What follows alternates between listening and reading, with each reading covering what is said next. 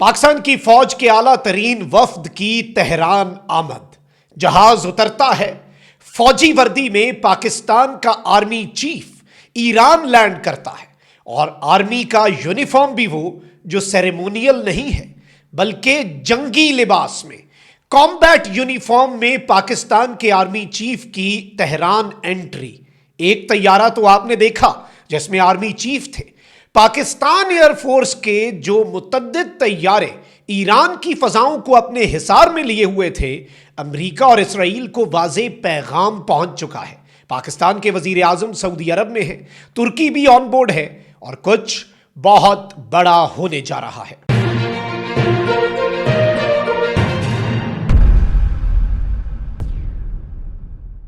बिस्मिल्लाहिर्रहमानिर्रहीम, अस्सलाम वालेकुम। मैं हूं मखदूम शाहबुद्दीन। 15 अप्रैल 2026 बुध का दिन। कुछ इंतहाई तरीन डेवलपमेंट्स हैं जो आपके सामने रखनी है।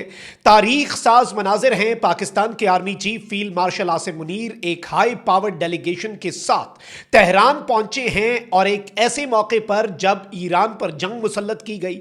ईरान में पिछले 4 से 5 हफ्तों में कोई छोटा मोटा डेलीगेशन भी नहीं उतरा।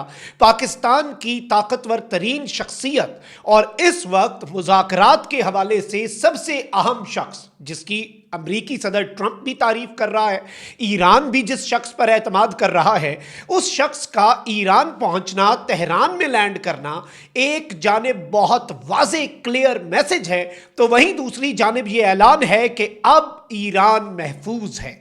यह बहुत बड़ा मैसेज है और जिस तरह से यह मैसेज दिया गया है उसकी भी डिस्कशन करते हैं। सऊदीया और तुर्की को किस तरह से ऑन बोर्ड लिया गया है ये मामलात भी हमने डिस्कस करने हैं। लेकिन उससे पहले अगर अभी तक आपने इस वीडियो को लाइक नहीं किया, लाइक जरूर कर दें। कमेंट सेक्शन में राय का इजहार भी कीजिएगा। पाकिस्तान जिंदाबाद का नारा आपने कमेंट सेक्शन में जरूर लिखना है। नाज़रीन इकराम, एक जानिब तो इस्लामाबाद टॉक्स का राउंड 2 जो है उसके हवाले से बाज़गश्त है। ट्रंप ने भी अनाउंस कर दिया कि हम पाकिस्तान जाना चाहते हैं, हमारे लिए बेस्ट वेन्यू पाकिस्तान है। ईरान भी कह रहा है कि हम पाकिस्तान में मुज़ाकरात करना चाहते हैं और इस सब में असल रोल ही पाकिस्तान का है और पाकिस्तान के बगैर ये अमन मुआहिदा नहीं हो पाएगा। ये दोनों फरीकैन को पता है और दोनों फरीकैन अगर मुज़ाकरात की मेज़ पे बैठ रहे हैं तो लेट्स बी ऑनेस्ट हियर, दोनों फरीकैन अब इस जंग से निजात चाहते हैं। मसल्स जरूर फ्लेक्स किए जा रहे हैं, अपनी ताकत जरूर दिखाई जा रही है, बार्गेनिंग पोजीशन स्ट्रांग की जा रही है। अबनाए हुर्मुज़ का ब्लॉकेड हो या ईरान की तरफ से यह कहना कि हमें इससे फर्क ही नहीं पड़ता, ये जरा मुज़ाकरात में लेवरेज के लिए है। लेकिन मैं आपको यह बता दूं कि मुआहिदा फाइनलाइज हो चुका है और नोक पलक अब तेहरान में उसकी संवारी जाएगी। पहले तो इंपॉर्टेंट चीज यह है कि पाकिस्तान के प्राइम मिनिस्टर जो हैं वो हंगामी दौरे पर सऊदी अरब के बाद वो जाएंगे कतर और कतर के बाद तुर्किया में अंतालिया में एक डिप्लोमेसी फोरम हो रहा है जिसमें अहम तरीन ममालिक के वज़राए खारजा और हेड्स ऑफ स्टेट भी शामिल होंगे। अब ये चीज़ जहन में रखिएगा कि पाकिस्तान और सऊदिया का दिफाई मुआहिदा एक्टिवेट हो चुका है। पाकिस्तान और सऊदिया के डिफेंस एग्रीमेंट ने अपनी पोजीशन संभाल ली है और सऊदी अरब ने पाकिस्तान के फॉरेन रिजर्व्स में मजीद पैसे रखवाने और पाकिस्तान के साथ इकोनॉमिक कॉपरेशन को नई बुलंदियों पर ले जाने का वादा किया है और उसके नताइज आना भी शुरू हो चुके हैं। वजीर खजाना मोहम्मद औरंगजेब ने अनाउंसमेंट कर दी है और अभी जो पाकिस्तान के वजीर आजम है, बाय द वे मैं आपको बताऊं कि MBS से मुलाकात में एज पर माई इंफॉर्मेशन वजीर आजम के साथ आर्मी चीफ भी मौजूद होंगे। लेकिन वजीर आजम पाकिस्तान जो है वो पहले पहुंचे हैं। वजीर आजम पाकिस्तान सऊदिया पहुंचे हैं। पाकिस्तान के army chief field marshal Asim Munir, the real man behind the peace efforts, वो ईरान पहुंचे हैं और ईरान के इस दौरे के बाद कुछ अहम तरीन आमने सामने बैठकर डिस्कशंस के बाद जो आर्मी चीफ हैं वो जाएंगे सऊदिया और सऊदिया में भी कुछ इंपॉर्टेंट डिस्कशंस होंगी। सऊदिया को एतमाद में लिया जाएगा, कतर को, तुर्की को, और उसके बाद तारीख साज मुआहिदा होना है। और अब हमारी इंफॉर्मेशन ये है कि पहले राउंड में एक मफाहमत की याददाश्त की बात हो रही थी जो नहीं साइन हो सकी इख्तलाफात की वजह से। अब जो फाइनल होगा इस्लामाबाद में राउंड, उसमें इस्लामाबाद अकॉर्ड साइन होना है, इस्लामाबाद में मुआहिदा होना है अल्टीमेटली, जो जंग बंदी और अमन के हवाले से अहम होगा। अब एक चीज मैं आपको यह बता दूं कि अमेरिका का आखिरी ऑफर जो है वो JD वांस दे के गया, लेकिन अब अमेरिका ने पाकिस्तान के फील्ड मार्शल सैयद आसिम मुनीर के सामने एक और प्रपोजल रखा है और वो इतना इंपॉर्टेंट प्रपोजल है कि वो ओवर द फोन नहीं, वो जाकर देना मकसूद था। और ये सिर्फ और सिर्फ बात तो फिर और चैनल्स होते हैं, सिक्योर चैनल्स हैं, पैगाम रसानी हो सकती थी, लेकिन फील्ड मार्शल का ईरान जाना क्यों अहम है, अब जरा इस चीज को समझ लेते हैं। Timing very important, final touches दिए जा रहे हैं। लेकिन ईरान गैर महफूज था। ईरान की और तेहरान की फजाई हुदूद जो हैं उन पर अमेरिका और इसराइल कंट्रोल का दावा करता था। सुप्रीम लीडर से लेकर टॉप की मिलिट्री लीडरशिप, सिविलियन लीडरशिप, जितनों को अमेरिका इसराइल ने मारना चाहा वो आए, मार के चले गए। आखिरी दिनों में खैर ईरान ने कुछ एयर डिफेंस के जरिए कार्रवाइयां करने की कोशिश की, लेकिन एक मुकम्मल मरबूत एयरफोर्स और एयर डिफेंस लैक करता था ईरान।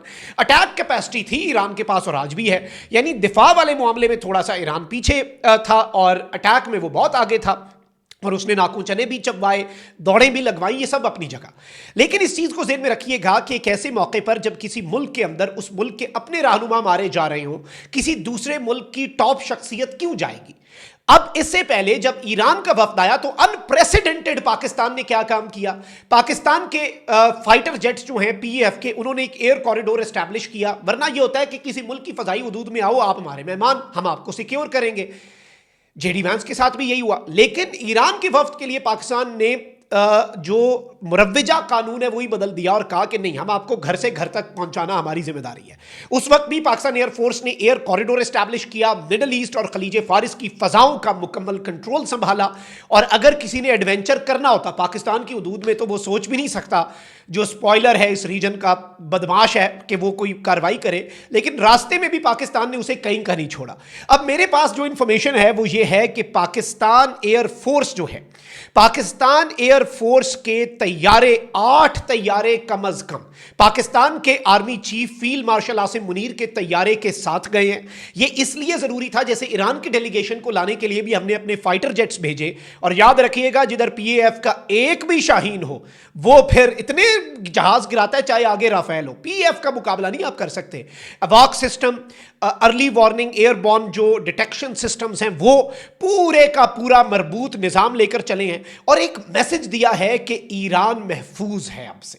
अब ईरान की फजाओं के अंदर कोई कार्रवाई नहीं तुम कर सकते। ईरान में आकर अगर कार्रवाई करने की हिम्मत है तो अब करो ना, अगले चंद घंटे में। तेहरान क्या, ईरान की फजाई हुदूद में कोई दाखिल होकर दिखाए। ये कितना इंपॉर्टेंट मैसेज है। आप एक और चीज देखें, जेडी वैंस को पाकिस्तान के फील्ड मार्शल जो हैं उन्होंने सूट में, डिप्लोमेटिक जो एक नॉर्मली तरीकाकार होता है, सूट में रिसीव किया। लेकिन ईरान का डेलीगेशन जब जेडी वैंस से पहले, एक रात पहले पहुंचा तो आर्मी चीफ उस वक्त अपने यूनिफॉर्म में थे। अब आर्मी चीफ के नॉर्मली आपने देखा होगा फौज के ओवरऑल अगर आप देखें तो 3 यूनिफॉर्म्स होते हैं, ठीक है जी। एक नॉर्मल जो आप आर्मी चीफ का इवेंट्स पे देखते हैं यूनिफॉर्म, एक जो कॉम्बैट यूनिफॉर्म है जो फौजी जरा मैदान जंग वाली वर्दी है, और एक वो एक ब्लैक यूनिफॉर्म भी है जो कि फॉर्मल डिनर्स वगैरह पे और बिल्कुल फॉर्मल इवेंट्स में पहना जाता है। ये जो जंगी लिबास है आर्मी का, ये पहनकर पाकिस्तान के फील्ड मार्शल ने ईरान के वफ्द का इस्तकबाल किया था। और अब मैं आपको ये बता दूं कि पाकिस्तान के army chief field marshal Asim Munir Iran पहुंचे हैं और वहां पर भी अपना जंगी यूनिफॉर्म, कॉम्बैट यूनिफॉर्म पहनकर गए हैं। ये कोई छोटी मोटी बात नहीं है। इंटरनेशनली जो भी जाता है वो नॉर्मल जो सेरेमोनियल आपका होता है, वर्दी होती है, वो पहनी जाती है। But this sends a very clear message. इससे एक मैसेज जाता है, एक तो हमारे पीएफ के फाइटर जेट्स और शाहीन ईरान की फजाई हुदूद के दिफा पे हैं इस वक्त। अब मैं आपको यह बताऊं कि असल चीज यह है कि पाकिस्तान ने नोक पलक संवारनी है, फाइनल टचेस देने हैं। सऊदिया जाएंगे आर्मी चीफ, वहां पर बहुत बड़े ऐलान होने हैं, फिर उसके बाद कतर, फिर उसके बाद तुर्की। पूरी दुनिया की नजरें इस वक्त सिर्फ एक मुल्क पर हैं, पाकिस्तान पर, और एक शख्सियत पर हैं और वो है पाकिस्तान के आर्मी चीफ। ये अब एक रियलिटी है, इससे किसी को मफर नहीं है, इससे कोई फरार नहीं हासिल कर सकता। This is the hard truth. ये पिल आपको स्वेलो करनी पड़ेगी। ये एक अब असूली बात है, इसे फैक्ट को चेंज नहीं किया जा सकता, लाइक इट और नॉट। तो अब मैं आपको यह बताऊं कि this development it carries a message. अब मैसेज ईरान के दुश्मनों के लिए भी, अब मैसेज स्पॉयलर्स के लिए भी। हम तैयार हैं, अगर कोई हरकत की तो फिर हम जंग लड़ना जानते हैं। तो वहीं दूसरी जानिब अब यहां का जो मैसेज है फाइनल, वो सऊदिया को ऑन बोर्ड, कतर, तुर्की, इन सबको ऑन बोर्ड लिया जाएगा। मिस्र कॉल मिलाई जाएगी, अमेरिका को ऑन बोर्ड लेके बताया जाएगा कि ये काम हो रहा है, आप राजी हैं तो बताएं। ये उनकी बेस्ट डील है और Pakistan is about to make it happen. Impossible को अल्लाह के फजल और करम से हम पॉसिबल करने जा रहे हैं। और ये काम आपको लगता है कि हम खुद कर रहे हैं, हमारी क्या औकात, हमारी क्या वक़्त। ये काम अल्लाह ले रहा है पाकिस्तान से। अल्लाह निगहबान, पाकिस्तान जिंदाबाद।